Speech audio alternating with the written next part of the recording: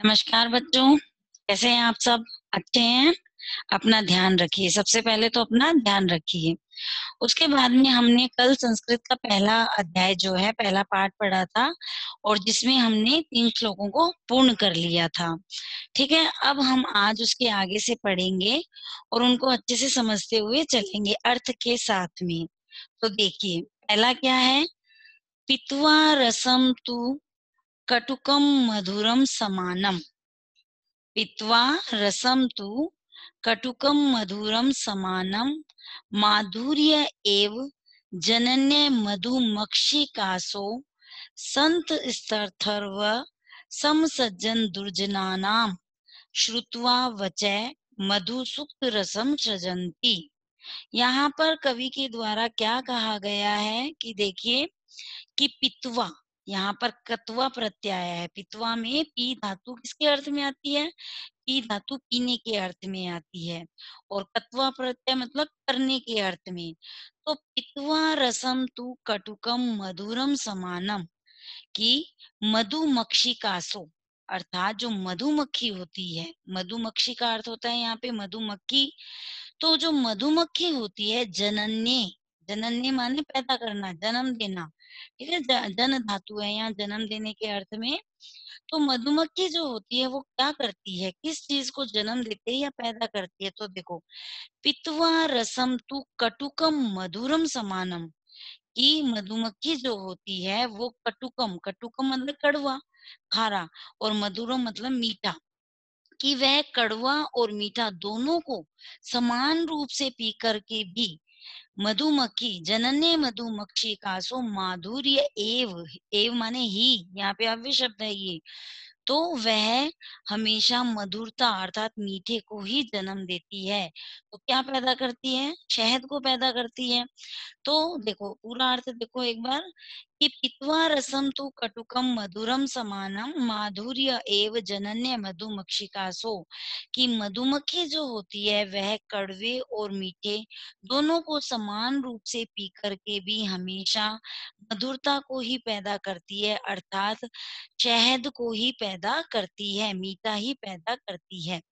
आगे, संतस्त अर्थवै सम सज्जन दुर्जनानाम श्रुत्वा वचै मधुर सुक्त रसम सृजन्ति।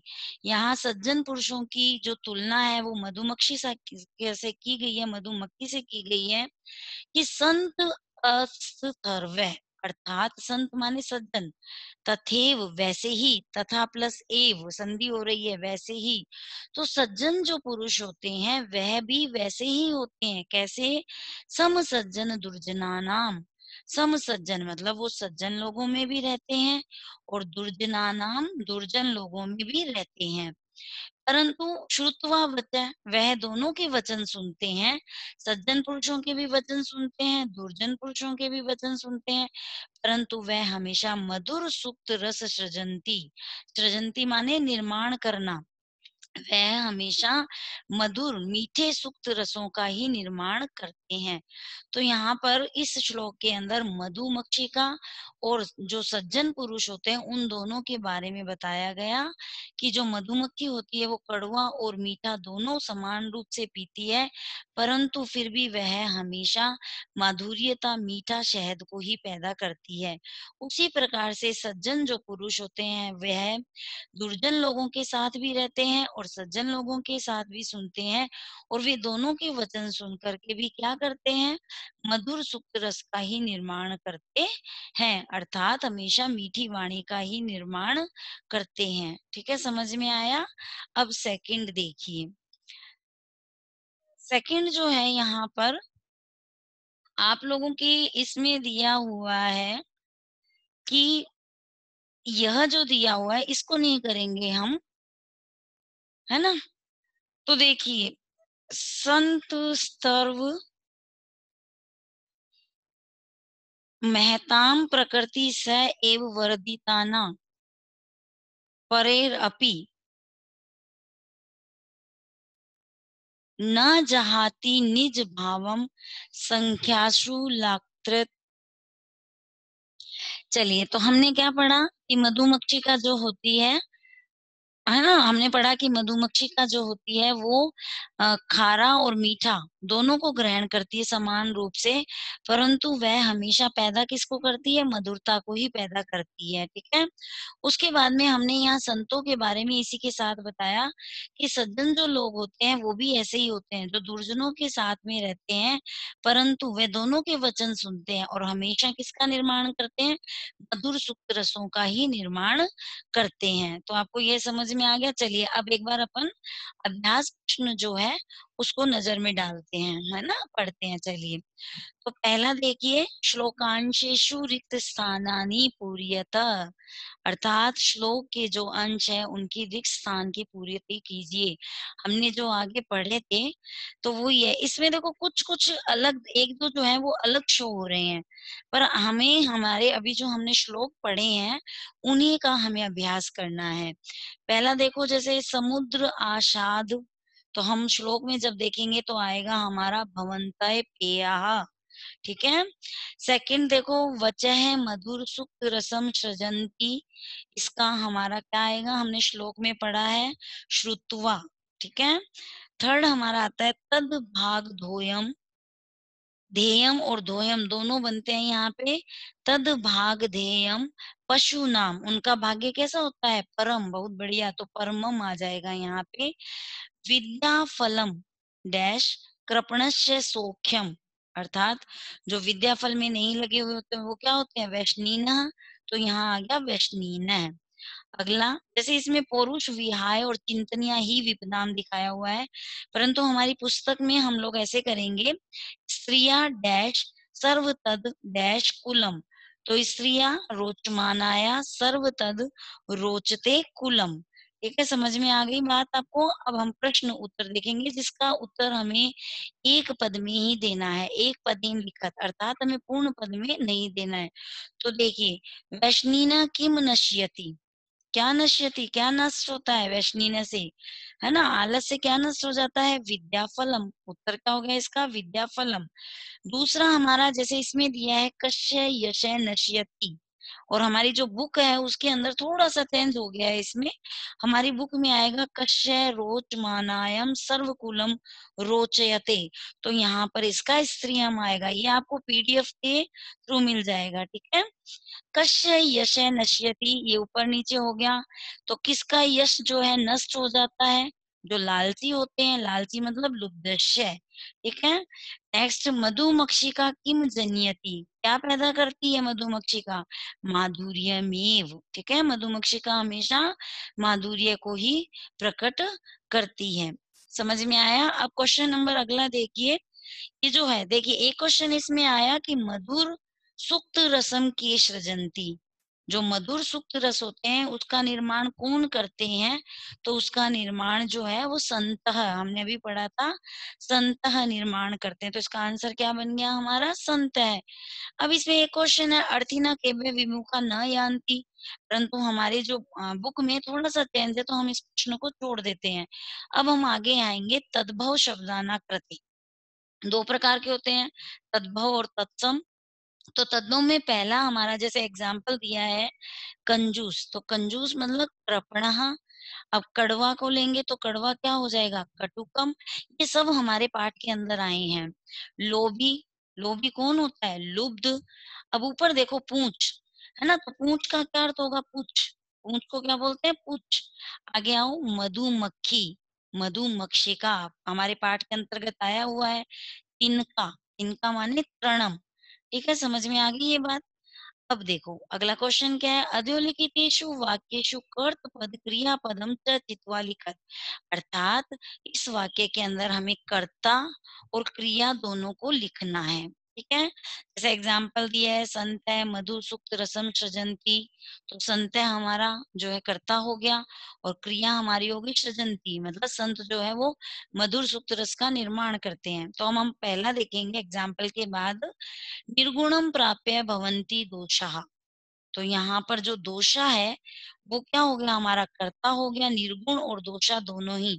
और भवंती जो है हमारी क्रिया हो गई। भवंती मतलब भू धातु होने के अर्थ में।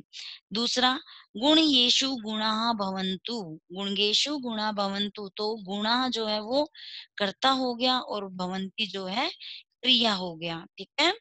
मधुमक्षिका माधुर्य जनियेत, जो मधुमक्षिका है वो करता है मधुमक्खी, और जनियेत जन्म देती है, पैदा करती है, तो वो क्रिया हो गई जनियेत। नेक्स्ट, पिशुनश्य मैत्री यशः नाशयति। पिशुनश्य चुगलखोर जो होता है उससे मैत्री जो है वो नष्ट हो जाती है ना। तो क्या हुआ, नाशयति तो क्रिया हो गई, और पिशुनश्य और मैत्री क्या हो गए, यहाँ पे कर्ता हो गया। नेक्स्ट, नद्य समुद्र आशाद अपयः भवन्ति। नद्य नदी का जो जल है वो समुद्रों में मिलकर पीने योग्य नहीं होता, तो होता होने की क्रिया हो रही है, तो भू धातु भवन्ति क्रिया। ठीक है। और नद्य जो है वो कर्ता हो गया। समझ में आया। नेक्स्ट देखो, रेखांकितानि पदानि आधृत्य प्रश्न निर्माणम कुरुत। इस प्रश्न में क्या होता है, इन प्रश्नों में जो अंडरलाइन दिया हुआ है, रेखांकित किया गया है, उसके अनुसार हमें प्रश्न बनाना होता है। और हमेशा याद रखना है कि यहाँ पर जो पूर्ण विराम दिया हुआ है, इस पूर्ण विराम को जब हम प्रश्न बनाएंगे तो उसमें क्वेश्चन मार्क लगाना है, प्रश्नवाचक लगाना है चिन्ह। क्योंकि ऊपर क्वेश्चन में क्या है, प्रश्न निर्माण करो, तो प्रश्न निर्माण का आपको चिन्ह लगाना है, अर्थात आपको क्वेश्चन मार्क लगाना है, वरना मार्क्स नहीं मिलते हैं। ठीक है, रॉन्ग हो जाता है। देखो, गुणः गुणेषु गुणः भवन्ति, तो गुणः, ये हमें टेबल जब हम याद करेंगे तो हमें अपने आप से आने लग जाएंगे। गुणा गुणेषु गुणा भवन्ति, तो रेखांकित क्या है, गुणः, कि किसके गुण होते हैं, तो किम, यहाँ पर आंसर क्या आ जाएगा हमारा, किम। सेकंड, क, नद्यः सुस्वादु तोयाः भवन्ति, किसका जो है तोय जल जो है सुस्वाद होता है, तो नद्य कासाम, यहाँ पे क्या प्रश्न बन रहा है, कासाम। नेक्स्ट देखो, लुब्धस्य यशः नश्यति, षष्ठी विभक्ति एक वचन आ रहा है, लुब्धस्य, तो यहाँ पे क्या आ जाएगा, किसका यश नष्ट होता है, तो यहाँ आएगा कस्य। लुब्धस्य की जगह क्या आ जाएगा, कस्य। जैसे अपन इंग्लिश में WH वर्ड से स्टार्ट करते हैं ना, हु, वेयर, है ना, तो वैसे ही सेम यहाँ पे भी क से शुरू होता है, कैसा, किसका, कौन सा, कैसे, तो सेम वही चलता है। अगला देखो, मधुमक्षिका माधुर्यमेव जनयति, मधुमक्खी का जो है हमेशा माधुर्य को मतलब शहद को पैदा करती है, तो यहाँ पे आएगा क्वेश्चन क्या बनता है कि कौन शहद को पैदा करती है, तो मधुमक्खी का, तो यहाँ पे का आ जाएगा, कौन मतलब का। ठीक है। अगला देखो, महताम प्रकृति ही सुस्थिरा, देखो यहाँ पे भी परिवर्तन हो गया है थोड़ा सा, थोड़ा सा हमें इस पीडीएफ और बुक के अकॉर्डिंग करना है। तो आप लोगों को जब पीडीएफ भेजी जाएगी तो आप उसमें कैरी कर लेना कि क्या हमने राइट किया है। ठीक है, समझ में आया। तो चलो इसको छोड़ देते हैं और नेक्स्ट क्वेश्चन अपन करते हैं 7 नंबर। उदाहरण अनुसार पदानी पृथक पृथक कुरुत, है ना। ये वही हो गया जैसे अपन संधि करते हैं, पदों को अलग अलग करना है। समुद्र, जैसे एग्जाम्पल दिया, समुद्र आशाद, समुद्रम प्लस आशाद। ठीक है। सेकंड देखो, देखो जब हम बोलते हैं तभी समझ में आ जाता है। जैसे यहाँ पे मेव है, ये मेव का उच्चारण नहीं है, यहाँ पे एव आएगा। ठीक है, ये अव्यय शब्द है एव, तो माधुर्य एव, अर्थात इसका बन गया माधुर्यम प्लस एव। ठीक है।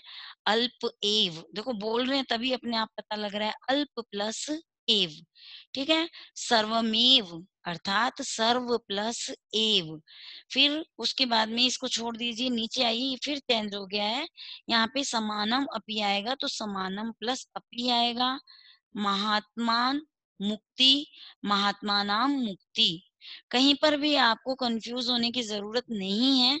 जब आपको पीडीएफ मिलेगी तो यह चैप्टर पूर्णतः रूप से जो है कंप्लीट हो जाएगा और क्लियर भी हो जाएगा। तो आज का हमारा यह जो चैप्टर है पाठ 1 संस्कृत का सुभाषितानी कंप्लीट है। आपको पीडीएफ मिल जाएगी। घर पर रहें, सुरक्षित रहें और मास्क का भरपूर मात्रा में प्रयोग करें। धन्यवाद।